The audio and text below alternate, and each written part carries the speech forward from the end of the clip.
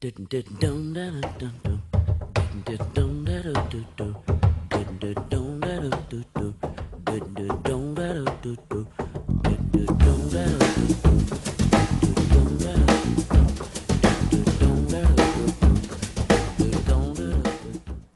this lesson, we're going to learn a very important rudiment called the flam. We're going to learn how to play an etude on 2 drums, learn how to count dotted half notes in quarter time, and learn how to count 16th notes in 8 time.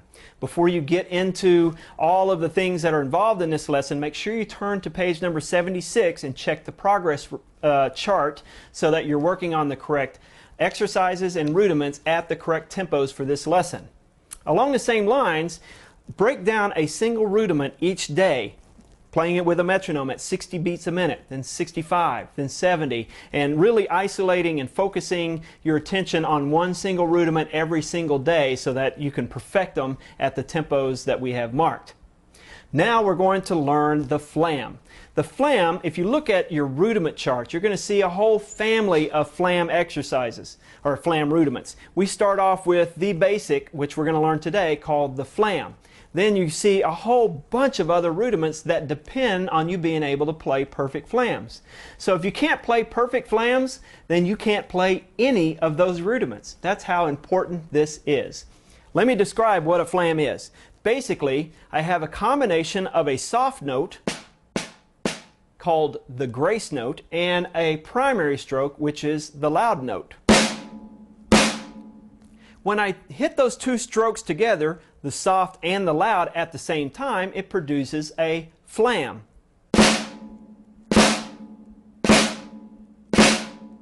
Now, a flam is named for what it sounds like. Flam, flam. Practice saying that to yourself a few times and you get what the flam should sound like. Now, these are the steps that I go through to teach my students how to play great sounding flams. First, we want to start off with the left stick right next to the drum, about 1 inch, and just play grace notes.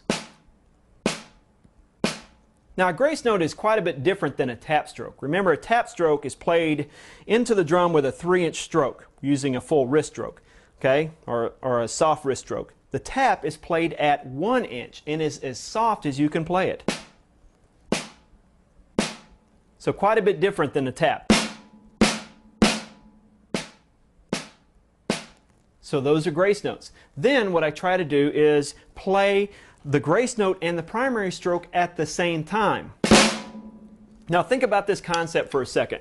If I have 2 tennis balls, one down here and one up here, and I drop them both at the same time, the one that's low is going to hit the drum first. It's going to go like that, correct? And it's going to produce the perfect sounding flam. So actually playing a flam is very simple. And if you start off with your sticks in the right position and you try to hit the drum at the same time, the grace note is always going to hit first because it's close to the drum.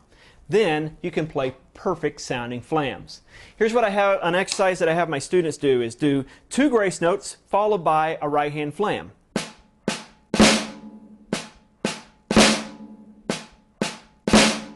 Notice each one of them sounds like fa-fa-flam, fa-fa-flam.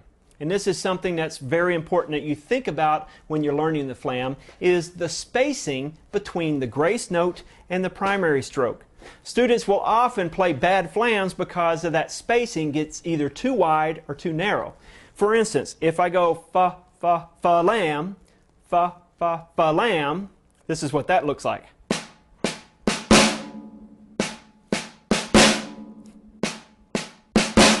And you see that all the time with students. That is not one stroke, it's actually 2 different strokes. Fa-lam.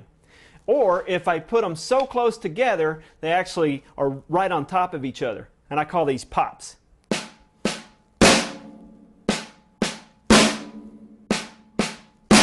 That's a very common problem among students. So we want to make sure that it's consistent spacing between the grace note and the primary stroke. Fa-fa-fa-lam. Fa-fa-fa-lam. Fa-fa-flam. There you have perfect sounding flams. Now, here's something else I do with my students that often helps them with their grace notes, is to put my right hand on my leg next to the drum.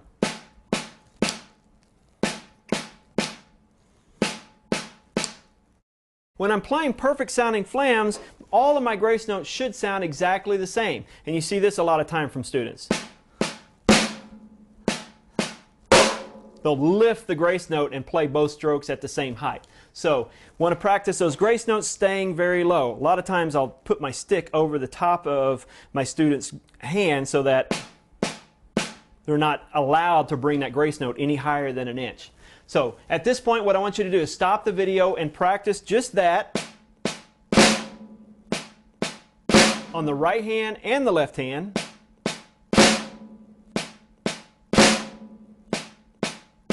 Until you can make consistent sounding flams every single time.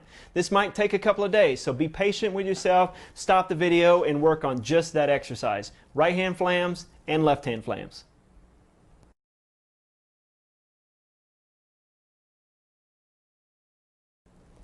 Next, we're going to take that same exercise we did before, but this time we're going to alternate between the hands. So in this case, what I'm doing is on that last grace note, I'm playing it as an upstroke. Just like that. Putting the hands together, this is what it'll look like.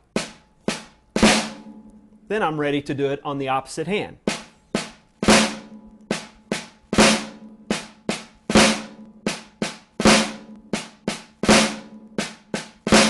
So every single time my flams sound perfectly. Do that for a couple of days until you can play great sounding alternating flams with those extra grace notes.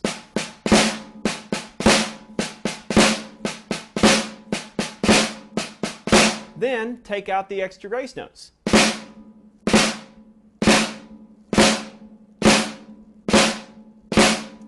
What you're left with is perfect sounding flams every single time.